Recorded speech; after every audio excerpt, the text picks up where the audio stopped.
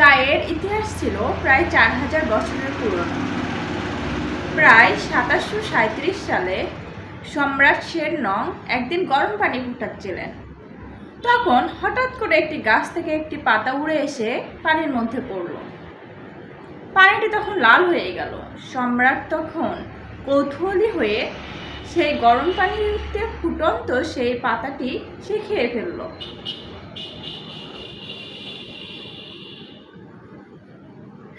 এবং অনুভব করলো অদ্ভুত এক সতেজতা। তখন থেকে এই চা পাতা ঔষধি গাছ হিসেবে ব্যবহার হতে শুরু করলো।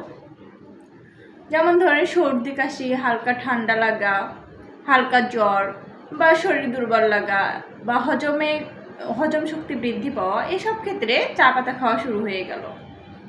চা পাতার স্বাদটি এত বেশি ছিল যে সময়ের সঙ্গে সঙ্গে এটি আমাদের সকাল বিকালের আড্ডা হয়ে গেল, যেন চা না ছাড়া আমাদের চলেই না।